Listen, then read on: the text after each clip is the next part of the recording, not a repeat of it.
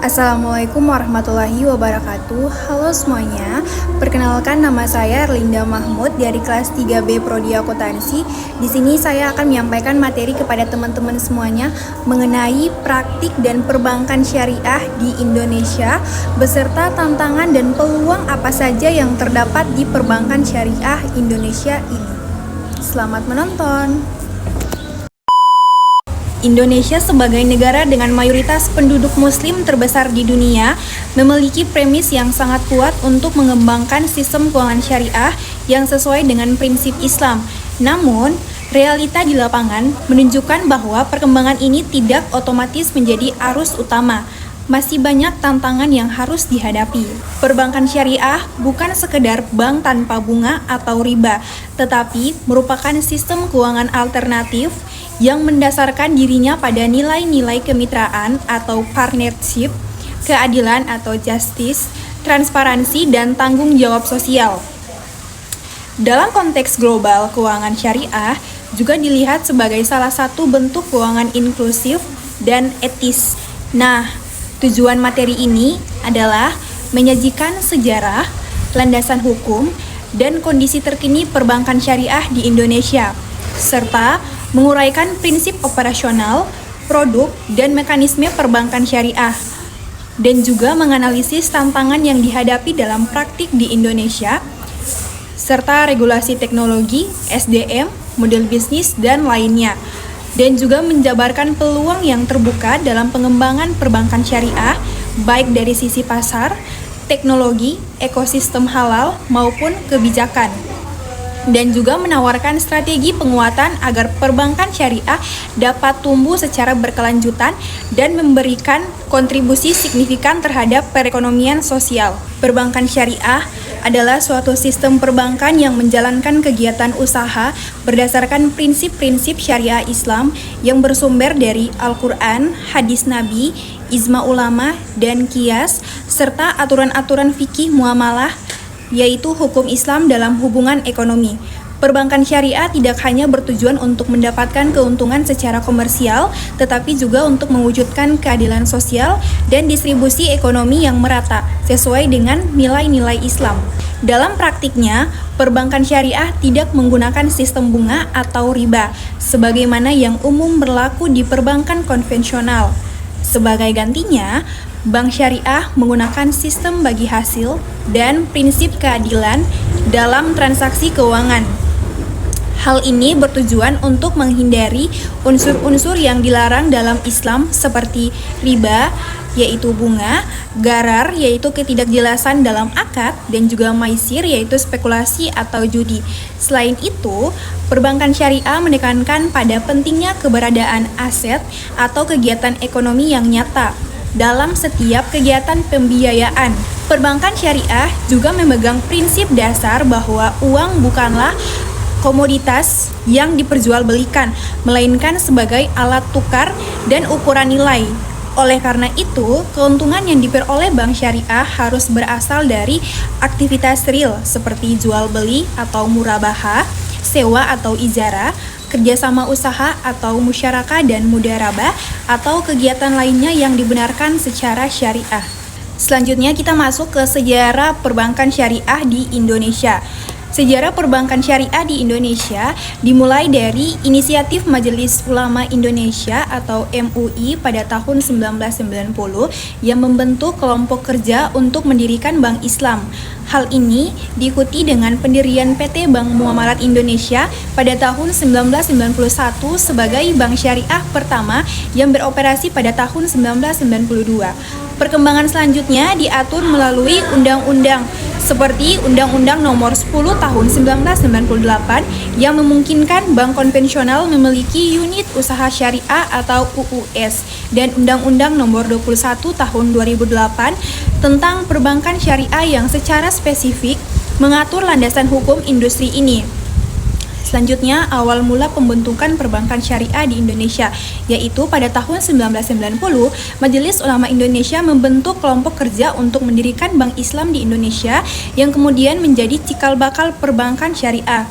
Lalu pada tahun 1990 bulan Agustus, Majelis Ulama Indonesia menyelenggarakan Lokakarya, yaitu bunga bank dan perbankan di Cisarua, Bogor, yang menghasilkan rekomendasi untuk mendirikan bank syariah. Lalu pada tahun 1991, PT Bank Muamalat Indonesia atau BMI didirikan. Pendirian ini didukung oleh MUI, pemerintah, Ikatan Cendekiawan Muslim Indonesia, dan sejumlah pengusaha muslim.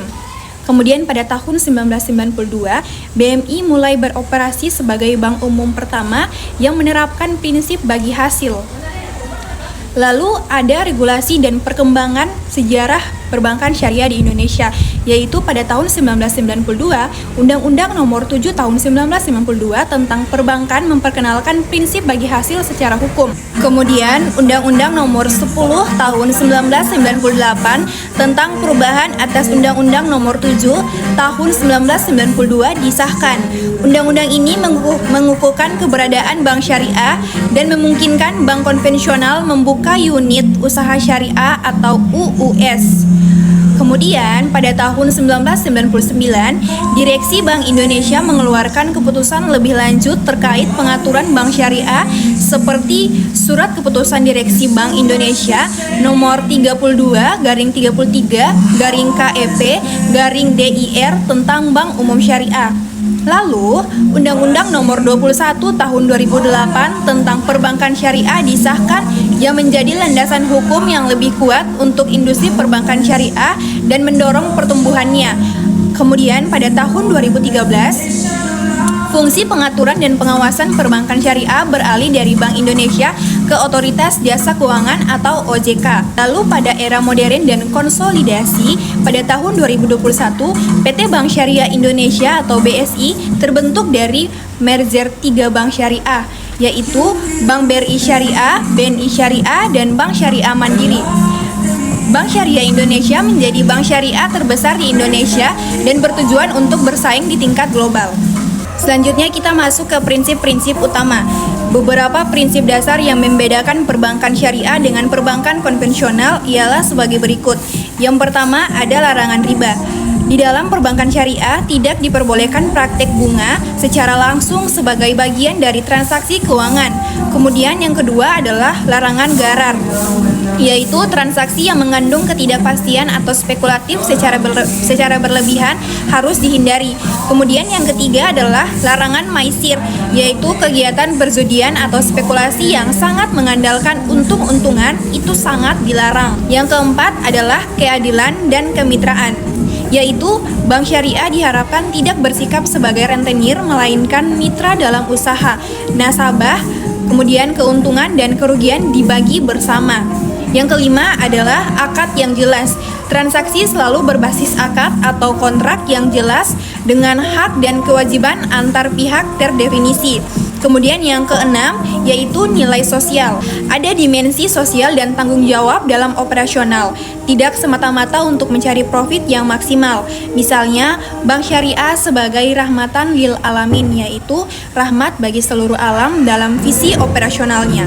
Selanjutnya saya akan menjelaskan produk penghimpunan dana. Produk penghimpunan dana di bank syariah meliputi giro, tabungan, dan deposito.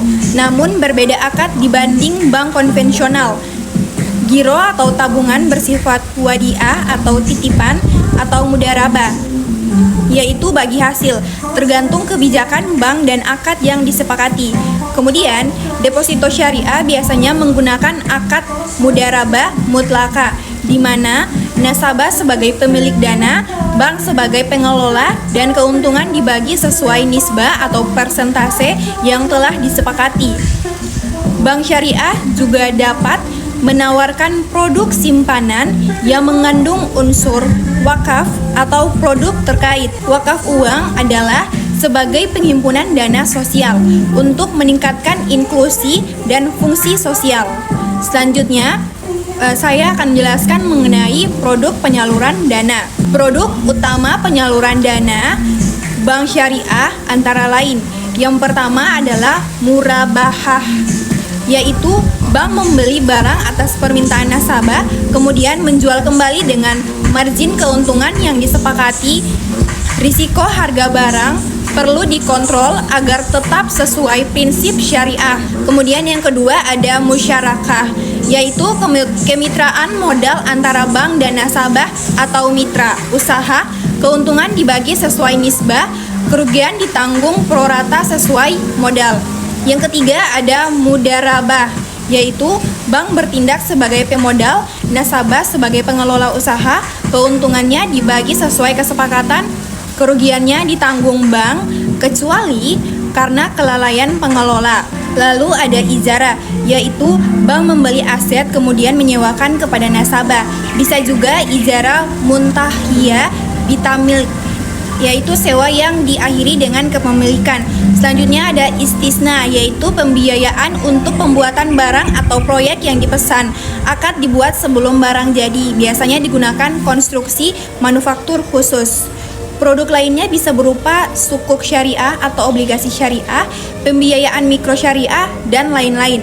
Mekanisme operasional bank syariah biasanya melibatkan DPS, manajemen syariah, dan audit syariah internal untuk memastikan seluruh akad dan produk sesuai prinsip syariah. Selanjutnya kita masuk ke tantangan-tantangan apa saja yang terdapat dalam praktik perbankan syariah di Indonesia. Tantangan utama dalam praktik perbankan syariah di Indonesia ada beberapa, yaitu yang pertama, pangsa pasar yang masih terbatas. Walaupun tumbuh, pangsa pasar perbankan syariah masih jauh di bawah potensi pasar nasional. Hal ini menunjukkan bahwa banyak nasabah potensial yang belum berpindah atau memilih bank syariah. Faktor internal dan eksternal ikut berkontribusi atau persepsi masyarakat, kendala akses, dan juga model bisnis bank syariah yang belum sepenuhnya kompetitif. Kemudian yang kedua yaitu literasi dan edukasi masyarakat yang rendah. Banyak masyarakat yang belum memahami perbedaan mendasar antara bank syariah dan bank konvensional, termasuk akad, risiko, dan fleksibilitas produk, biaya, dan manfaat. Kurangnya literasi keuangan syariah menghambat adopsi nasabah baru, terutama di segmen masyarakat menengah ke bawah dan di daerah terpencil. OJK mencatat bahwa peningkatan literasi dan inklusi keuangan syariah merupakan salah satu area prioritas. Kemudian yang ketiga yaitu diferensiasi produk dan model bisnis yang kurang menonjol. Seringkali produk bank syariah hanya meniru produk bank konvensional dengan akad syariah yang disematkan, belum menciptakan model bisnis yang benar-benar unik dan unggul. Tantangan bagi bank syariah untuk menghadirkan inovasi produk yang kompetitif, mudah diakses, digital, dan sesuai kebutuhan generasi muda atau segmen UMKM. Kemudian selanjutnya ada teknologi infrastruktur dan digitalisasi yang belum merata. Digitalisasi layanan bank syariah belum merata di seluruh institusi, terutama bank skala menengah dan kecil serta di daerah-daerah tertinggal. Infrastruktur teknologi keamanan siber, sistem onboarding digital, integrasi data nasabah dan otomasi masih menjadi kendala. Selain itu, transformasi digital memerlukan investasi besar dan manajemen perubahan bank syariah skala lebih kecil mungkin mengalami keterbatasan. Selanjutnya, pengembangan SDM dan pemahaman syariah. Ketersediaan sumber daya manusia atau SDM yang memahami aspek keuangan syariah secara mendalam, termasuk hukum syariah. Manajemen risiko syariah teknologi keuangan masih terbatas. Auditor syariah internal DPS yang kompeten. Manajemen bank syariah memiliki kombinasi kemampuan bisnis dan syariah menjadi tantangan tersendiri. Pelatihan, sertifikasi, dan pengembangan karir di bidang keuangan syariah perlu diintensifkan. Selanjutnya ada regulasi, harmonisasi, dan pengawasan. Walaupun sudah banyak regulasi, tantangan muncul dalam implementasi dan harmonisasi antara regulasi perbankan umum, regulasi syariah, pasar modal syariah, dan keuangan non-bank syariah. Pengawasan terhadap kepatuhan syariah, pelaporan, dan tata kelola bank syariah masih perlu penguatan agar industri dapat tumbuh sehat dan berkelanjutan. Ketidakjelasan atau tumpang tindih regulasi dapat menjadi hambatan bagi inovasi dan ekspansi. Selanjutnya ada persaingan dengan bank konvensional dan persepsi biaya. Bank syariah bersaing dengan bank konvensional yang sudah mapan memiliki skala besar, brand kuat, saluran terbanyak, dan juga produk lengkap. Persepsi masyarakat bahwa bank syariah lebih mahal atau lebih rumit dan juga hanya untuk muslim menjadi penghambat. Contoh pernyataan dari pengguna di forum publik yaitu, kalau lihat dari URL, boleh tapi syarat dan ketentuan berlaku. Dari Indonesia tentang bank syariah perlu membuktikan bahwa mereka tidak hanya alternatif, tetapi mempunyai keunggulan kompetitif nyata dalam aspek layanan biaya dan akses. Selanjutnya, ada juga peluang strategis dan tren masa depan. Yang pertama, potensi pasar yang sangat besar. Dengan lebih dari 230 juta penduduk dan mayoritas muslim, Indonesia memiliki pasar dalam negeri yang sangat besar untuk perbankan syariah. Permintaan dari generasi milenial dan Gen Z terhadap layanan keuangan digital, inklusif dan sesuai nilai syariah semakin meningkat. Data menunjukkan pertumbuhan aset dan pembiayaan bank syariah di atas rata-rata industri perbankan konvensional, menandakan potensi untuk ekspansi lebih lanjut. Kemudian yang kedua ada digitalisasi, vintage syariah, dan teknologi keuangan. Transformasi digital merupakan peluang besar. Bank syariah bisa memanfaatkan fitur seperti mobile banking syariah, onboarding digital, open API, data analisis, big data, AI, dan blockchain untuk meningkatkan efisiensi dan jangkauan. Vintage syariah, lending syariah, crowdfunding syariah, digital wallet syariah dapat memperluas inklusi keuangan syariah dan menjadi mitra strategis bank syariah. Teknologi dari blockchain misalnya bisa digunakan untuk smart contract syariah, penerbitan sukuk digital, transparansi transaksi. Bank syariah yang cepat mengadopsi teknologi bisa menjadi pemimpin. Kemudian yang ketiga ada ekosistem ekonomi halal dan integrasi vertikal, yaitu industri halal global terus tumbuh, makanan halal, kosmetik halal, fashion muslim, pariwisata halal. Bank syariah dapat menjadi pembiayaan dan layanan keuangan utama untuk ekosistem ini. Dengan integrasi vertikal antara keuangan syariah dengan halal industri, bank syariah bisa memperluas produk dan layanan, pembiayaan rantai pasok halal, ekspor halal, layanan wealth management syariah, dan pasar global. Suatu bank syariah lokal yang aktif di ekosistem halal bisa menjadi keunggulan kompetitif dibanding bank konvensional. Kemudian yang keempat ada dukungan kebijakan dan kerangka nasional. Pemerintah dan regulator telah menetapkan framework pengembangan keuangan syariah melalui roadmap dan strategi nasional. OJK misalnya meluncurkan RP3SI tahun 2023 sampai tahun 2027. Kebijakan inklusi keuangan insentif untuk ekonomi syariah, dukungan fintech syariah, percepatan konsolidasi bank syariah, pengembangan produk inovatif, semua menjadi pendorong pertumbuhan dalam kondisi global yang penuh ketidakpastian ekonomi. Keuangan syariah menawarkan alternatif yang lebih stabil dan berbasis kemitraan. Ini bisa menjadi nilai tambah dalam skenario makro. Lalu yang kelima ada inovasi produk dan layanan baru. Bank syariah dapat mengembangkan produk-produk kreatif seperti Green Finance syariah, yaitu pembiayaan ramah lingkungan yang berbasis prinsip syariah. Kemudian ada wakaf produktif, sukuk retail syariah, pembiayaan mikro syariah untuk UMKM, dan layanan wealth management digital syariah. Dengan memanfaatkan teknologi dan data, bank syariah bisa menargetkan segmen-segmen spesifik, nasabah muda seperti Gen Z dan millennials, komunitas diaspora muslim, UMKM di daerah terpencil, industri halal. Produk inovatif seperti CWLD, Cash Wave Linked Deposit, yang dikembangkan OJK menunjukkan bahwa kombinasi antara fungsi sosial dan komersial dapat menjadi pembeda. Selanjutnya terdapat strategi penguatan dan rekomendasi praktif untuk agar bank syariah di Indonesia dapat lebih optimal dalam memanfaatkan peluang dan mengatasi tantangan. Beberapa strategi berikut layak dipertimbangkan. Yang pertama yaitu penguatan identitas dan diferensiasi.